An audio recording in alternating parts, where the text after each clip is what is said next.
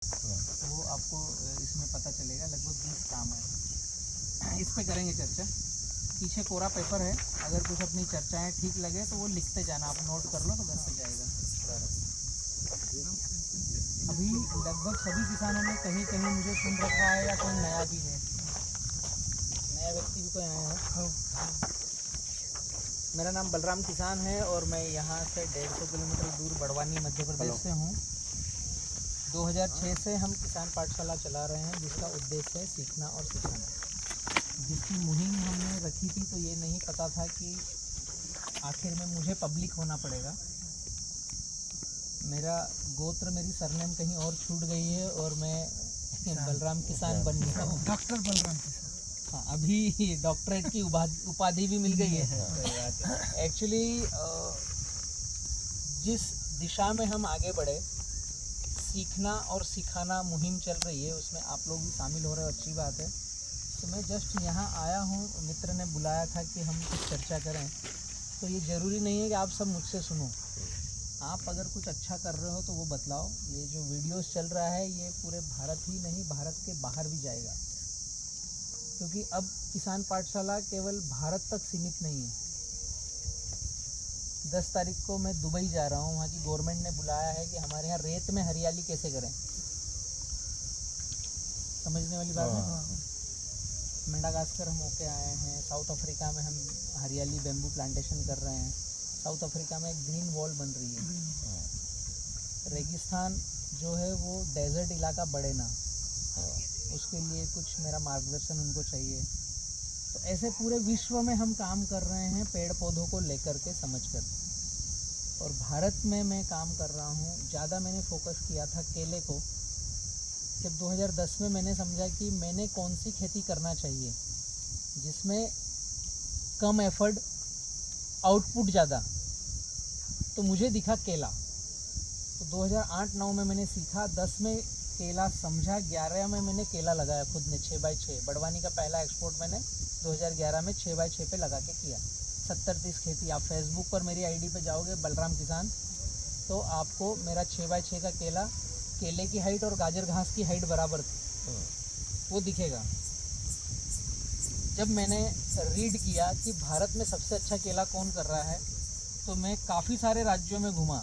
केरला नहीं गया था, केरला को मैंने गूगल पे ही देखा, बट छत्तीसगढ़ गया, गुजरात गया, महाराष्ट्र गया। तो हमें समझ में आया था कि महाराष्ट्र मतलब केला बहुत अच्छा होता है।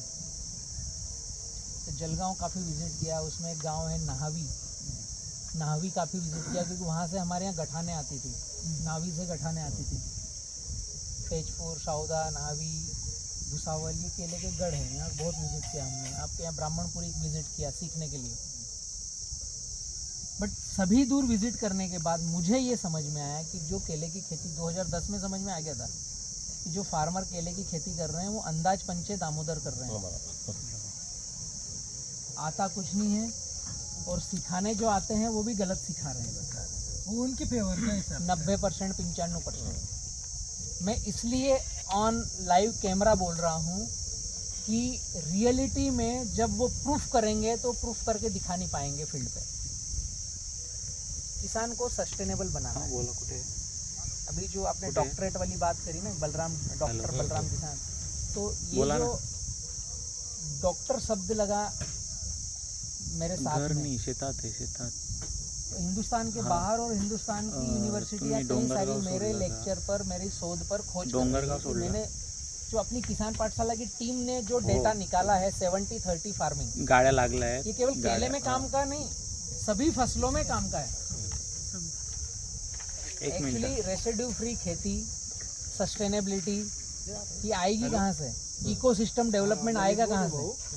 जैसे पास का खेत देखेंगे हम, तो कल्टीवेटर किया हुआ है, जितनी बार कल्टीवेटर करोगे इकोसिस्टम तो क्रैश हो गया, खत्म।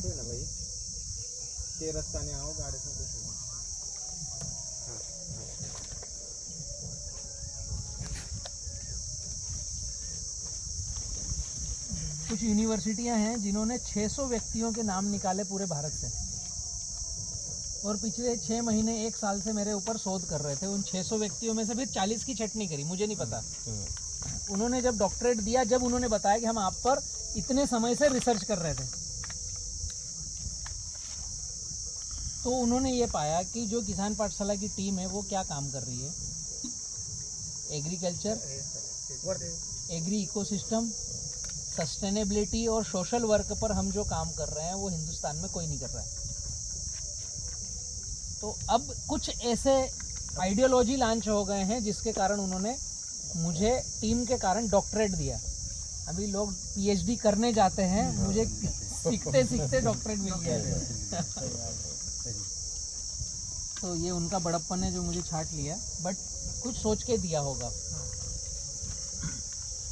2010 में जब मैंने समझा कि केले की खेती कैसे करना चाहिए, उसके बाद में मैंने 11, 12, 13, 14, 3 से 4 साल केला काटा। क्योंकि जब मैं केले में घुसा तो एक चीज़ और समझ में आई कि केले की खेती करने की बजाय केले के व्यापार में ज़्यादा पैसा है। ये मुझे समझ में आ गया था 13-14 में। केले की खेती आपने करी, आपने 1 लाख रुपए एकड़ लगाया और मैक्सिमम 1 लाख रुपए कमा लिया, इतना ही होता है, इससे ऊपर नहीं, इससे ज़्यादा होगा नहीं। केले की खेती करोगे 1 एकड़, 10 एकड़, 100 एकड़, एक आदमी की कितनी क्षमता है? 1, 10, 50, 100। व्यापारी बनोगे तो 1000 एकड़ से माल काट कर बेच सकते हो, और ट्रांजैक्शन ही करना है। तो जब मैंने 13-14 में माल काटे और उसके पहले 10-11 में रिसर्च किया तो ये समझ में आया कि जो सिखा रहा है, जो गाइडलाइन दे रहा है, जो गाइडलाइन ले रहा है, सब अंदाज पंचे दामोदर चक्री चल रही है। फिर ऐसे चलते चलते कुछ दोस्तों के साथ हमने दिल्ली, चंडीगढ़, हरियाणा में खुद के चैम्बर लगाए 13-14 में। आज 4 चैम्बरों में मेरे वहाँ पर हिस्सेदारी है कुछ मित्रों के साथ में। 4 गाड़ी प्रतिदिन माल मेरे ग्रुप को लगता है। अगर आपके पास क्वालिटी अच्छी है, क्वालिटी का पैमाना मैं बतला देता हूँ, वो लिख लो। ऐसा हो तो कल गाड़ी भर देना। नीचे 7 इंच का केला चाहिए, झाड़ पर जितने पंजे हैं उतने पत्ते होना चाहिए, जितने पंजे उतने पत्ते। 8 पंजे, जिस दिन माल कटे उस दिन 8 पत्ते होना चाहिए। नीचे का केला 7 इंच, सीगा टोका का पत्ता नहीं होना चाहिए। ऐसा माल है तो कल 4 गाड़ी से भरना चालू कर दो। डेली 4 गाड़ी मेरे ग्रुप को लगती है। और ऐसे पूरे भारत के कई व्यापारी जुड़े हैं जो अब बोल रहे हैं कि बलराम, जहां आपकी गाइडलाइन का माल है वो माल हमें आंख मीच कर भेज दो। समझ में आ रहा है? तो 2 पैसे मुझे भी चाहिए। ये जैगवार लेके आया हूँ तो ये डीजल बहुत पीती है। मेंटेनेंस इसका 1.25 लाख रुपए की सर्विसिंग आती है। मतलब जो 15,000 किलोमीटर पे इसकी सर्विसिंग कराएंगे तो 1.25 लाख रुपए लगता है इसको, ऑयल पानी बदलवाने का। तो इसका पैसा कहाँ से आता है? माल बेचने के बाद। हम डोमेस्टिक में माल बेचते हैं, रिलायंस, महिंद्रा, मदर डेयरी को देते हैं। हम माल एक्सपोर्ट करते हैं, हम स्विगी, जोमेटो को माल देते हैं, बिग बास्केट को माल देते हैं। इनको माल क्या चाहिए? जो मैंने आपको बताया, नीचे 7 इंच का केला, पंजे उतने पत्ते, बिना सीगा टोका वाला। ये छोटी सी रेसिपी है। तो इस रेसिपी पर काम करोगे तो आपको समझ में आएगा कि जो आप खेती कर रहे हो ये गड़बड़ तरीके से कर रहे हो। इसमें वो क्वालिटी आएगी नहीं। वो क्वालिटी मिलेगी कहाँ पर? सोलापुर, सांगली, सतारा, सूरत, कामरेज। वहाँ 35 स्क्वायर फीट से छोटा ग्राफ लगाते नहीं है। आपके यहाँ भी कुछ लगाना चालू हो गए ना? 7 बाय 5 लगा 6 बाय 6 चल रहा है। तो 35-36 स्क्वायर फीट पे जाना पड़ा ना। नहीं जाओगे तो सीगा टोका घर में ही रहेगी। 6 बाय 7 के हुआ अभी। हाँ, तो हम शुरुआत किए तो सबसे पहले मैंने जब केले की टिश्यू कल्चर लैब डाली 2014 में, 15 में पौधा बनाया, 16 में देना चालू किया, तो पहला ही मेरा गाइडलाइन था 5 बाय 7 पर लगाना है। ये लड़का जो बैठा है मनोज पाटिल, ये चोपड़ा के हैं और इनका गांव है गोरगावले। तो मैं जब महाराष्ट्र में पहली बार एंट्री हुआ 2016 में केले के पौधे को ले करके, तो चोपड़ा कांदिया बाग लगता है और वो गठाने ज़्यादा लगाते थे, टिश्यू लगाते नहीं थे। तो मैंने उनको सिखाया टिश्यू कैसे लगाना। इनके गांव में अनिल रामदास पाटिल करके व्यक्ति है जिन्होंने पहली बार 5 बाय 7 पर केला लगाया मेरी कंपनी का। पूना में सह्याद्री ग्रुप है विलास शिंदे जी का, वो किसानों का संगठन है। उन्होंने बोला कि बलराम भाई आपकी गाइडलाइन पे केला पकाओ, हम इसको एक्सपोर्ट करेंगे। चोपड़ा में पहली बार, पता नहीं 200 साल से केला लग रहा होगा, पहली बार 5x7 पे केला और सह्याद्री ग्रुप ने एक्सपोर्ट किया। अनिल रामदास पाटिल को वहाँ की गवर्नमेंट ने पुरस्कार दिया कि आपने हमारे क्षेत्र का नाम रोशन किया। तो मेरी कंपनी का पौधा, गाइडलाइन मेरी, सह्याद्री ग्रुप ने माल खरीदा नहीं, उन्होंने जो भी किया वो ठीक है। किसान ने तो डेयरिंग दिखाई ना, आया साथ में, पेपर पे बहुत बड़े लेख आए। बट मैं उदाहरण दे रहा हूँ कि जो क्षेत्र जाना जाता है 200 साल से केला लग रहा है, बट एक्सपोर्ट हुआ 2016 में पहली बार, क्योंकि हम 5x5 और गठान से बाहर निकले नहीं। गठान भी सेकंड नंबर है, हम 5x5 से बाहर नहीं निकले ना। आज हिंदुस्तान में सबसे अच्छे व्यापारी कहाँ हैं, जो ज़्यादा पैसे देते हैं, 365 दिन माल कंटेनर बिकता है, वो है सोलापुर, सांगली, सतारा, हड़पसर, ये जो क्षेत्र है वहाँ पर 5x7, 5x8 से नीचे कोई लगाता नहीं, 365 दिन केला लगाते हैं। और आप जो बोल रही है अभी 5-10 साल से वहाँ केला होता होगा ना, 200 साल हाँ, से तो 200 साल से तो यहाँ हो रहा है, मतलब ये कापनी किनारे हो रहा है, न्यू कमिंग में है ना, न्यू कमिंग, ये हमारा पुराना कीड़ा निकलता नहीं ना, कीड़ा निकलता नहीं। जो 5x5 का 5x6 का कीड़ा है वो निकल ही नहीं रहा हमारे पास। पहली बार जब मैंने टिश्यू कल्चर डाला, जब से मैं बोल रहा हूँ कि कम पौधे लगाओ और जिगजैग लगाओ। हमने पपीता में वैसे किया है भाई, महत्व है पूरा। पपीता मैंने वैसे लाया 9x6 पे जिगजैग। अभी जब मैंने शुरुआत करी थी, जब भारत में 3% एक्सपोर्ट होता था, आज 7% के ऊपर नीचे एक्सपोर्ट होता है। कुछ फर्क आया है, तो ही इतना लंबा भाव हमेशा मिलना चालू हुआ है। लगभग लॉकडाउन के जस्ट आगे पीछे मेरी बुरहानपुर बोर्ड में मीटिंग हुई थी, उसका पूरा वीडियो है। सागर भैया उस मीटिंग में मेरे साथ में थे। बुरहानपुर बोर्ड का नाम पूरे भारत में चलता है, और कोई भी व्यापारी माल काटता है तो बोर्ड रेट देखता है कि क्या बोर्ड निकला। कल जब मैंने वहाँ मीटिंग ली तो निम्बोला करके गांव है, वहाँ जब मीटिंग ली प्रवीण जी के साथ में, तो वहाँ के किसान बोल रहे थे कि भैया हमारे साथ आज भी ये विडम्बना है कि बोर्ड पे 19 रुपए का मेरा पर्ची कटा, और खेत में जब व्यापारी ने आदमी भेजा देखने के लिए तो उसने देख करके गाड़ी वापस बुला ली, बोल रहा है 14 रुपए में मर्जी हो तो काटो, नहीं तो मैं नहीं काटूंगा। यहाँ पे भी वैसे है, यहाँ पे भी वैसे बोर्ड में बोर्ड रेट देते ही नहीं ना भैया हमारे वहाँ, बोर्ड कटता ही नहीं ना, कटता ही नहीं। वही तो बात है, हम बोलना ही वही आज चाहते से थे 4 कि साल यहाँ पे पहले बोर्ड वैसा रेट देते चलता ही नहीं था भैया। यहाँ पे ये 4 साल में तो बिल्कुल नहीं, बोर्ड रेट नहीं है। कितना भी अच्छा माल बना लो भैया तुम, यहाँ पे बोर्ड रेट चलता ही नहीं। कितना अच्छे माल की परिभाषा बताओ ना, मैंने बोला वो है क्या है? नहीं, वो तो नहीं तो है। फिर आप मत बोलो ना कि हम अच्छा बना रहे हैं, मतलब कंफ्यूजन आप क्रिएट मत करो। हमें हमारे अंदर झांकना पड़ेगा। मैंने उस किसान को पूछा कि तुम्हारे यहाँ से वापस क्यों गया, उसने चर्चा करी, बताया 5 पत्ते हैं, 8 से 10 पंजे रखे हुए हैं, नीचे ढेमरी केला है, सीगा टोका है खेत में। तो जब सीगा टोका वाले खेत का माल जाएगा तो 12 टन की गाड़ी बनेगी, तो 2 टन माल पक जाएगा चलते चलते।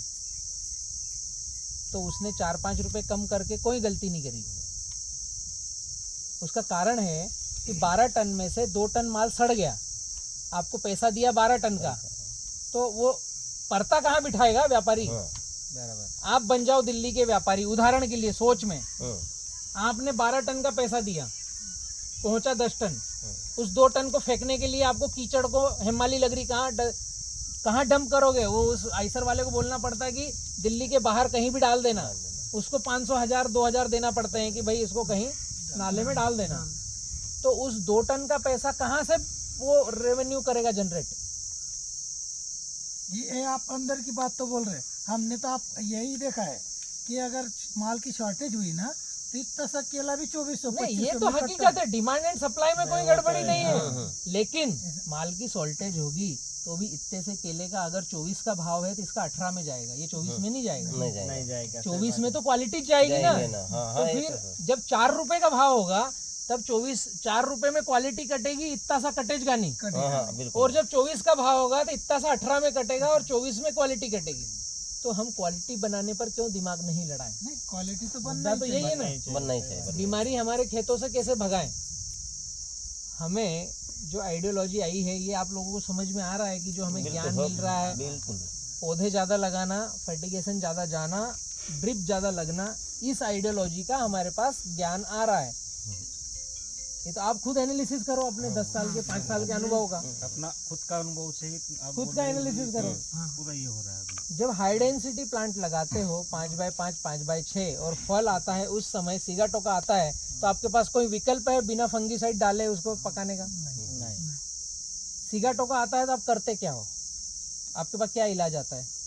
कुछ भी नहीं करते। स्प्रे करते, खर्चा ही बढ़ाते पत्ते काटना और स्प्रे करना। स्प्रे करना काटना और उनको बाहर ले जला डालना। वो बोलते चिकाटोका है, वो खत्म ही नहीं होता। वो पत्ते भी रहे तो वो अगले साल फिर आ ही जाता है।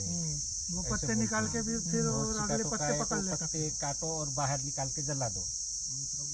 सिगाटोका केले का बहुत बड़ा कैंसर है, वो हकीकत है। और ये जड़ से जाएगा जब आप इसका जड़ पर काम करोगे। प्लांट को रोगों से लड़ने की क्षमता चाहिए। दक्षिण भारत में त्रिची में केले की बहुत बड़ी यूनिवर्सिटी है, इंडिया की सबसे बड़ी। वहाँ के साइंटिस्टों ने टिश्यू कल्चर में जो डिसीज आ रही है उसको मद्देनजर रखते हुए गठान से पौधा बनाकर देना चालू किया। किसानों को ट्रेनिंग देते हैं निःशुल्क, जिसको बोलते हैं macro propagation. Tissue culture technology संपूर्ण नहीं है। जैसे बेम्बू लगाते हैं तो उसमें स्ट्रेस फ्लावरिंग आती है, केला लगाते हैं तो अब इसमें Sigatoka, CMV, bunchy top virus आ ही रहा है, ये क्योर नहीं हो रहा है। तो ये विकृतियां हैं और ये हमारे क्षेत्र में फैल चुकी है। तो इसका इलाज हमें DNA तक करना पड़ेगा। तो जो मेन तकलीफ है वहां पर हमें काम करना पड़ेगा, तो दिक्कत आएगी नहीं। तो तकलीफ कहाँ है? हमारा जो पौधा है उसको रोगों से लड़ने की क्षमता चाहिए, तो वो कितनी कम साइकिल का हो सकता है उतना रोगों से लड़ने की क्षमता रखेगा, उतनी बीमारियां उसमें कम आएगी। पहली शर्त कि आपने जो पौधा लगाया वो कितनी कम साइकिल का है। तो हिंदुस्तान में इसमें कोई बात नहीं करता, मेरे लगा हुआ कोई करेंगे करेंगे ही नहीं, क्योंकि कम साइकिल करी तो पौधा महंगा हो जाएगा, पौधा बनेगा कम, खर्चे ज्यादा आएंगे। तो बी किसान के पास ही केवल इसके जवाब है। पता नहीं दूसरा करता क्यों नहीं बात। दूसरी चीज, हम जो फील्ड में प्लांटेशन कर रहे हैं, नमस्ते नमस्ते आइए, हम जो फील्ड में प्लांटेशन कर रहे हैं उसका ग्राफ, उसकी डिजाइन इस तरीके से होना चाहिए कि हमारे काम करने के तरीके ही हमारे प्लांट का इलाज बनते जाए। पुराने जमाने में क्या करते थे, किचन ही हमारा इलाज हुआ करता था। मसाले जितने थे ना, हल्दी है, काली मिर्च है, दालचीनी है, ये सब हमारी बॉडी के इलाज थे। जितने मसाले उतना हमारा इलाज। Change your kitchen, change your body. तो यही फार्मिंग में करना पड़ेगा। जो ये गाइडलाइंस है, ये गाइडलाइन अभी तक की गड़बड़ है जो किसान पाठशाला ने समझा है। तो केले को क्या चाहिए? ग्राफ बड़ा चाहिए।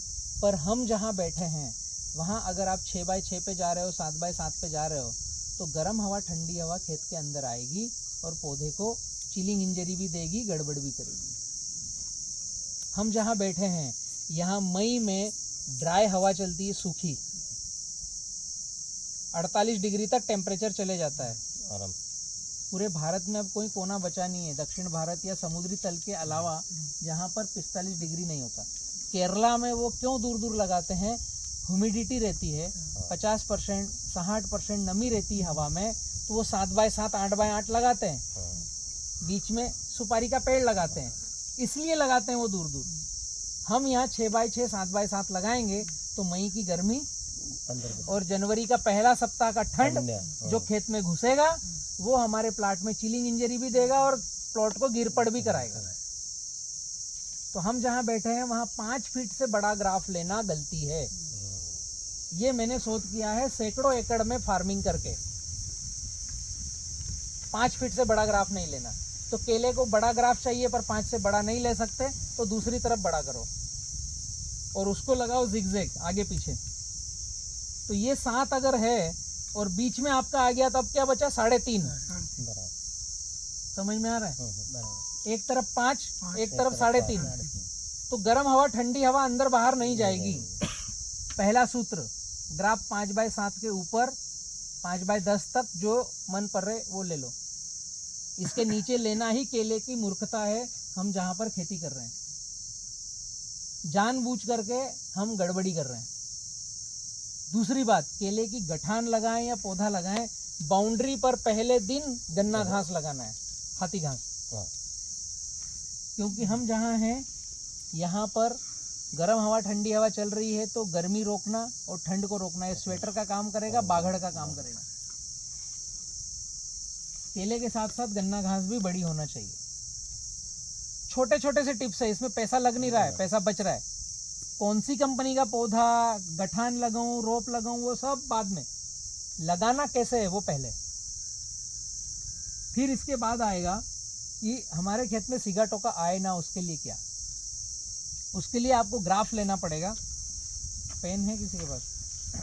ये मेरी बातें जो है ना आप नोट कर सकते हो। ये एक तरफ तो आपको डिटेल मिलेगी कि हम क्या चीज़ रख रहे हैं, दूसरी तरफ कोरा पेपर है।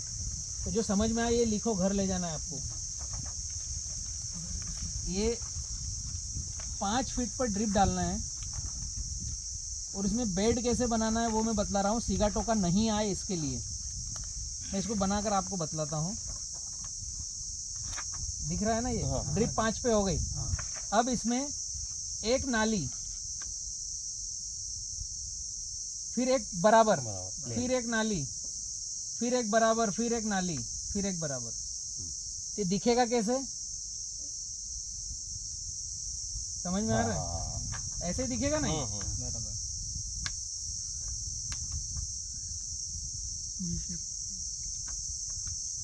ड्रिप आपकी 5 पर है। आपके खेत में अगर 100 लाइनें आ रही है तो इस पद्धति में 50 लाइन आएगी। सिंगल बेड जो बना है वो गलत पद्धति है। ये रहेगा तो सिगाटोका आपके घर में ही रहेगा, जाएगा नहीं। उसका कारण भी मैं बतला दूंगा, और इसमें क्यों चले जाएगा वो कारण भी बतलाऊंगा मैं। अब इसमें जो ड्रिप डली हुई है इसका पौधा आएगा बाहर नाली की तरफ। अब ये पौधा आपने लगाया 7 से 9 फीट जो आपको पसंद आए, सामने पौधा नहीं आएगा, जिगजैग आएगा। समझ में आया? आमने सामने नहीं है, जिगजैग है।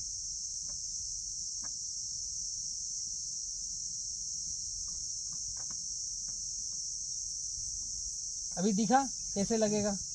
इसके फायदे और नुकसान दोनों मैं बतलाता हूँ। नुकसान कुछ है ही नहीं, केवल फायदा ही फायदा है।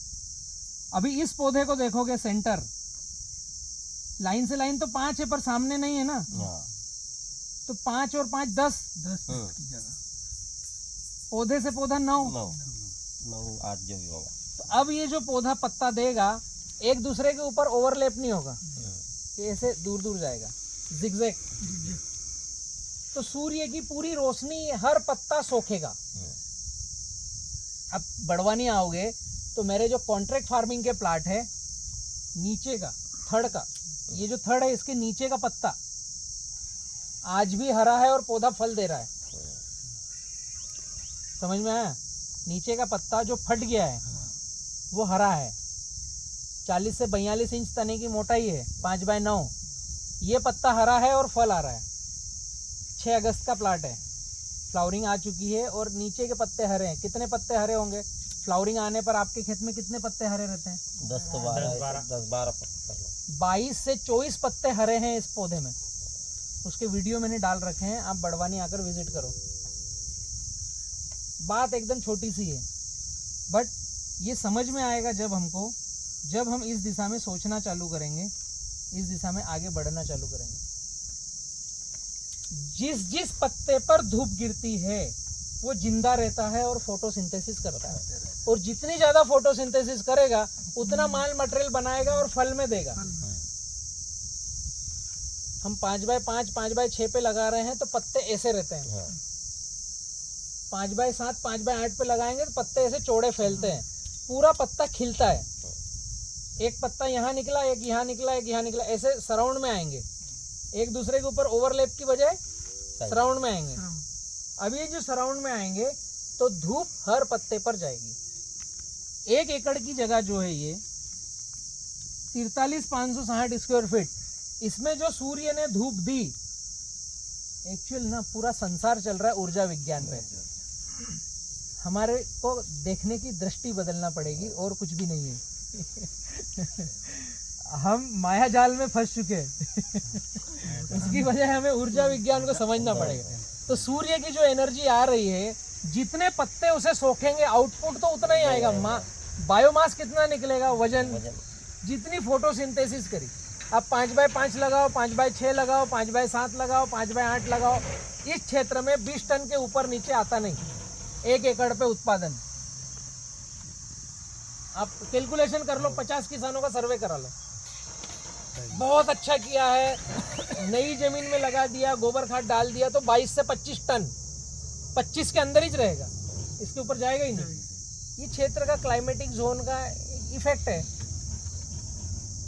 उससे ज़्यादा लेना हो तो दूरी तीरी का आएगा, दूरी आएगा 35 टन, तीरी आएगा 40 से 45 टन। या तो उल्टा है सर, उल्टा है सर। पहली आती है 18 टन, दूसरी आती है 14 टन, और तीरी का तो सोचना ही नहीं। हाँ, तो लगते ही नहीं पीरी। हम फिर जिस दिशा में खेती कर रहे हैं उसको फिर सोचना पड़ेगा ना कि कहाँ गलती कर रहे हैं। तो ये ग्राफ हम अगर जाएंगे और ये तरीका लगाएंगे तो सिगाटो का आएगा नहीं। फर्स्ट का वजन, जितने तने की मोटाई है उतना वजन आएगा। अगर आपके पौधे की तने की मोटाई 30-32 इंच की है तो उसके फल का वजन 30 किलो 32 किलो आएगा, निश्चित है। जब बड़ा ग्राफ रखेंगे, हम रख रहे हैं 5x5, तो तने की मोटाई आती है 40, वजन आता है 22-25, यही आ रहा है ना। हाँ बिल्कुल। 27 किलो आ गया मतलब उसका तो बहुत वजन आ गया। और कोई एक हाथ का आता है ना, हर एक को एवरेज आना चाहिए ना। और मेड़ के आएंगे, बीच का 27 किलो नहीं आएगा। 27 भी आएगा तो बाउंड्री का आएगा, जो धूप हवा खा रहा है गिरी जाता है, वजन उसका आएगा। गिरी जाता है, गिरी जाता बचता है। ही नहीं ना। तो ये ग्राफ हम जब लगाएंगे तो उत्पादन हमें ज़्यादा मिलेगा। अब इसमें ध्यान से देखोगे तो जहाँ नाली है, ड्रिप अंदर है, हाँ। ड्रिप अंदर है।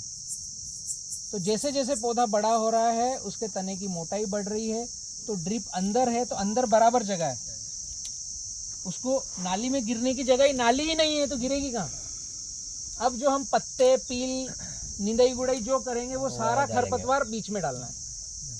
अब क्या कॉन्सेप्ट है, ये 5 फीट पे नाली, ड्रिप लेफ्ट में, इसकी ड्रिप राइट में, ये जगह बराबर। अभी इस खेत में जाना हो तो कहाँ चलोगे, किसी भी नाली में। और जो मैं बता रहा हूँ इस खेत में जाना है तो कहाँ चलोगे? चलेंगे नहीं, नाली पे नाली चलेंगे में नहीं। चलेंगे। सूखी जगह में चलोगे ना। अब यहाँ तो हर नाली गीली है और खेत में जाना है तो कहीं पर भी पैर रखना है।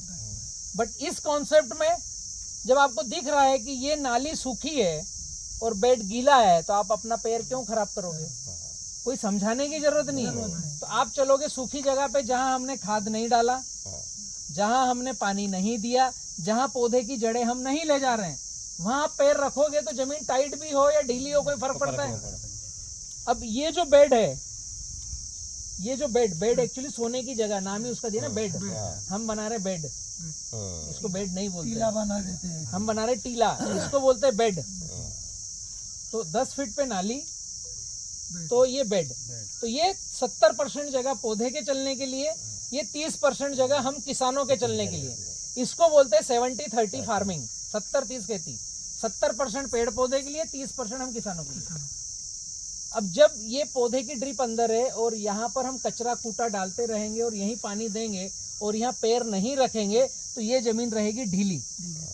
कभी कभी गलती से पैर भी रखते हैं तो जब वो आच्छादन होता है, कचरा मल्चिंग होती है, तो उसके नीचे कीट पतंग बैक्टीरिया सब रहता है। तो जब कोई जीवंत पेशी, एक जगह से दूसरी जगह चलने वाली एक्टिविटी, एनर्जी वाली पेशी वहाँ पर है तो वो जमीन ढीली ही रहेगी और वो पेशी कुछ खाएगी तो कुछ निकालेगी नहीं। और वो उसका चींटी, कीड़ा मकोड़ा, दीमक, फंगस, साइंस है। चलने फिरने वाले प्राणी की विष्ठा स्थिर प्राणी का भोजन है, स्थिर प्राणी की विष्ठा हमारा भोजन है। गेहूं आपने बोया, उसको काटने मत जाओ, क्या होगा? उसने साल भर जो 6 महीने में भोजन लिया, उसने बाली बनाई, दाना बनाया, गिर जाएगा। केला आपने लगाया, इसको काटने मत जाओ, पेड़ पे पकेगा, टूट कर गिर जाएगा, उस पौधे के लिए कुछ काम का है? नहीं। वो केला हमारे काम का है, आम हमारे काम का है, गेहूं हमारे काम का है। स्थिर प्राणी का वेस्टेज, सब चलने फिरने वाले प्राणी का भोजन, चलने फिरने वाले प्राणी का वेस्टेज उनका स्थिर प्राणी का भोजन है। गाय, भैंस, बकरी, कुत्ता, बिल्ली, नेवला, केचवा, चींटी, दीमक, सबका वेस्टेज स्थिर प्राणी का भोजन है। हमको लगता है डीएपी पोटास भोजन है। केचवा खाद लाते हैं ना हम, बहुत अच्छा काम करता है। तो धरती में जीवंत केचवा है, देसी केचवा जिसको बोलते हैं। हम जब कचरा मल्चिंग करते हैं, उसके ऊपर ड्रिप रखते हैं, तो ये जो कचरे को बूंद बूंद बूंद पानी गिरेगा और ये गलेगी और लाल पानी आएगा, इसको बोलते हैं ह्यूमस। मैं हमेशा बोलता हूँ कि कचरे के ऊपर ड्रिप डालो, तो ये जो बूंद बूंद बूंद पानी गिरेगा, इससे ह्यूमस आएगा। ह्यूमस जिस मिट्टी में रहता है, वहां देसी केचवा उस मिट्टी को खाता है। देसी केचवा हम इतना कल्टीवेटर चलाते हैं कि यहाँ पे मिलेगा ही नहीं, 4-5 मीटर 10 मीटर नीचे चले गए हैं। कचरा गलने की खुशबू, जो बारिश के पानी की खुशबू आती है वो रहती है। बारिश होती है तो कई सारे कूटे कचरे गलते हैं, तो वो खुशबू हमको आती है, वो है ह्यूमस की खुशबू। वो खुशबू जब देसी केचुए के पास जाती है तो वो ऊपर की सतह पे आता है। वो मिट्टी खाता है, मिट्टी निकालता है। तो पहले साल जब हम कल्टीवेशन करके ये वातावरण बनाएंगे, इकोसिस्टम बनाएंगे, तो पहले साल वहां पर कॉलोनी डेवलप्ड होगी। दूसरे साल से आपको रिजल्ट बम्पर मिलने लगेगा। बिना खाद डाले फसल पकेगी, बिना खाद डाले फसल पकेगी। गन्ने का 70-30 किया है, आज भी है वही। तो पहला लिया तो वो 45 टन आया एकड़ को। दूसरा लिया, उसमें कुछ नहीं डाला है और वो पत्ती वही रही, उसमें नली डाली तो वो दूसरा भी 45 ही आया। और पिछले साल डाला तो भी 45 आया, दूसरे साल नहीं डाला तो भी 45 आया। अभी तीसरा साल है, वो उससे भी अच्छा दिख रहा है। मतलब 45 से कम आना ही नहीं, इससे कम नहीं आएगा। एक्चुअली जब हम कल्टीवेशन करते हैं तो हम एफर्ट लगा रहे हैं। प्रकृति बोलती है मुझे छोड़ दो, छेड़ो मत, मेरा इकोसिस्टम बनने दो। एक तो है स्वस्थ मिट्टी और दूसरा है जीवंत मिट्टी। तो जब हम कचरा मल्चिंग करते हैं, उसके ऊपर ड्रिप डालते हैं और उसको छोड़ देते हैं, कल्टीवेशन नहीं करते हैं, छेड़ते नहीं हैं, तो वो स्वस्थ के साथ साथ जीवंत होती है। वहाँ बैक्टीरियल कॉलोनी डेवलप्ड होती है। इस तरह की मिट्टी में आप जीवंतता में अनगिनत बैक्टीरिया के साथ में जब आप उस कचरे को हटा करके डीएपी फेंकते हो और छोड़ देते हो, तो वो ऑटोमेटिक बहुत ज़्यादा लगता है। इस तरह की मिट्टी जहाँ हमने कल्टीवेशन कर रखा है, हमें चीरा लगाना पड़ता है और डीएपी डालना पड़ता है, फिर ढकना पड़ता है, तब लगेगा। 28 दिन बाद 20% 80% फिक्स होगा। ये फास्फोरस का सूत्र है। जब जीवंत मिट्टी होगी तो हम जितना डालेंगे उसमें 80% तक लगेगा, मात्र 10-20% उसका रॉक है वो फिक्स होगा। तो अगले साल तक जब पौधा भी बड़ा हो गया, कट गया, तो एक तो इसका न्यूट्रिशन मिला बच्चे को, दूसरा हमने जो कचरा मल्चिंग करी तो अब ज़्यादा पत्ते आ गए, हमने ड्रिप डाली तो इकोसिस्टम डेवलप्ड हो गया। तो हम जो पिछले साल हमने 4 बोरी डीएपी में 1 एकड़ में पकाया, तो इस बार 1 से 2 बोरी डीएपी, 1.5 बोरी डीएपी में आपका 1 एकड़ पकेगा। पिछले साल 3 रुपए किलो का खर्चा था, इस बार 1 रुपए किलो में आपका प्रोडक्शन कास्ट आएगा। और वजन पिछले साल 20 किलो आया, तो इस साल 25-28 आएगा। तीसरी बार में आपका 30 से 32 आएगा जब हम इस तरह की खेती करेंगे। यह है 70-30 फार्मिंग। सिगाटोका क्यों नहीं आएगा? क्योंकि हमने ग्राफ लिया है बड़ा, तो जब हम पानी चलाते हैं तो कुछ ज़मीन सूखी रहती है, कुछ ज़मीन गीली रहती है। सिगाटोका आने का कारण रहता है, खेत में पानी चलता है, वो भाप बन करके ऊपर उठता है और पत्ता हमारा खेत में एकदम एयर टाइट है, तो वो वाप बाहर निकलती नहीं है, वो पत्तों पर अटकती है। तो यहाँ पत्ते में जंग के धब्बे दिखना चालू होते हैं, वहाँ फंगस बनना चालू होती है।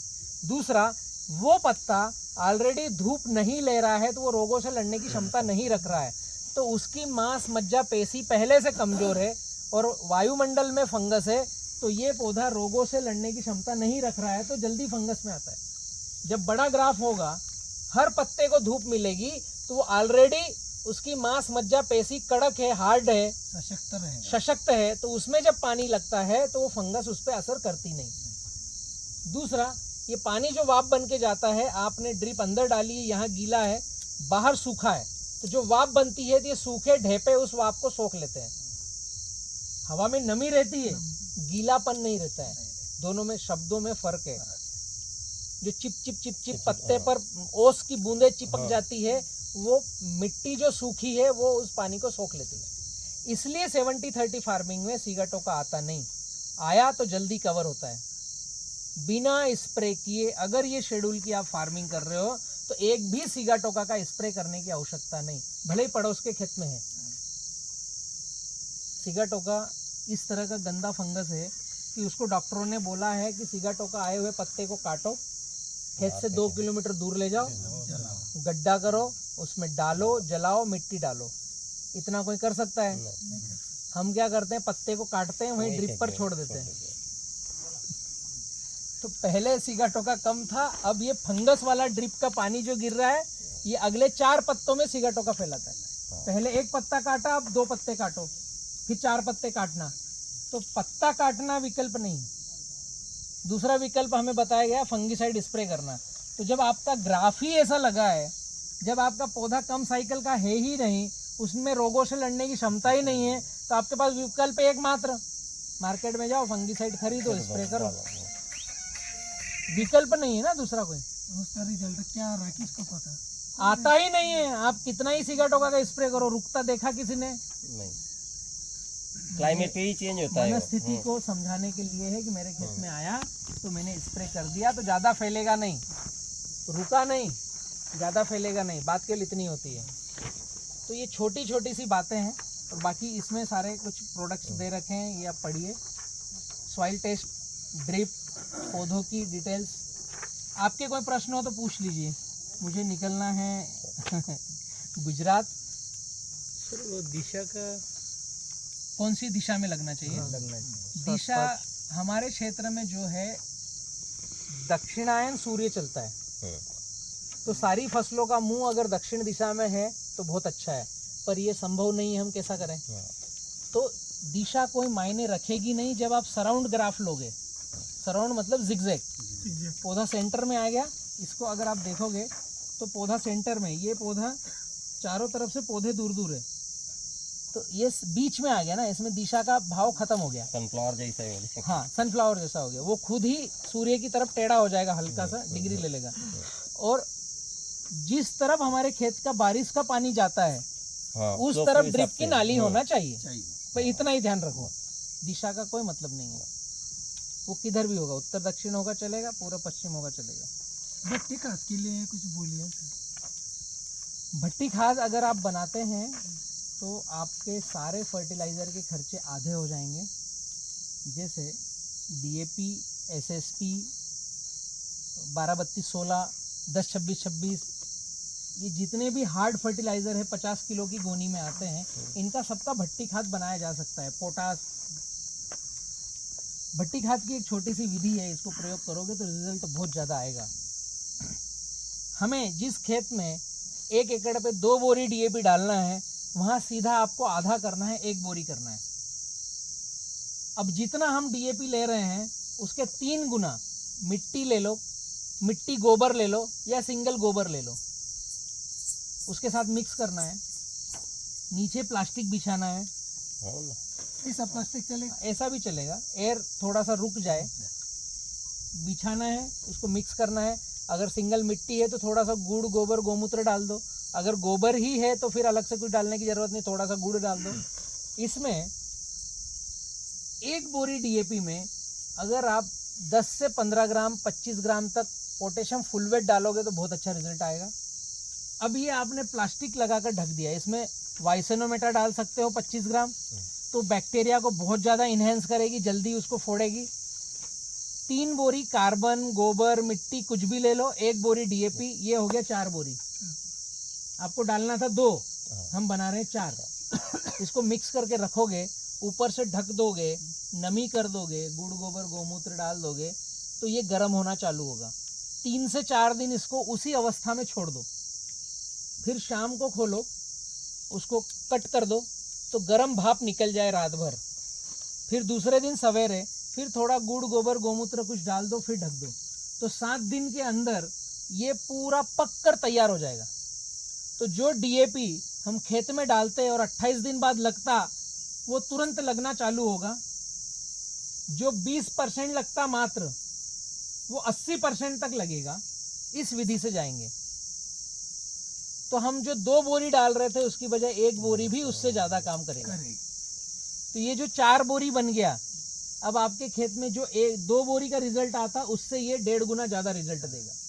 और इस खाद को जरूरी नहीं चीरा लगा के डालना, जहां ड्रिप है उसके पास नमी में डाल दो तो भी चलेगा। ठीक है, ओके। भैया मैंने ये बनाया, गोबर गैस है मेरा, तो भट्टी खाद, वो गोबर गैस की जो स्लरी निकली मेरा है, तो गोबर गैस की जो स्लरी निकली उसमें बना के डाला है, वो भी चलेगा। तो इतना बढ़िया रिजल्ट आया है। मैं बहुत किसानों को बोलता हूँ और ऐसा मानते नहीं, कुछ भी बोलता है। अभी हम यहाँ जो बैठे हैं, आप सभी कहीं ना कहीं किसान पाठशाला के व्हाट्सएप से जुड़े हुए हो क्या? व्हाट्सएप से नहीं है। हाँ, तो आप क्या करो, एक व्हाट्सएप बनाओ और जितने मित्र हैं इनको ऐड करो जो अपने विचारधारा में चलना चाहते हैं।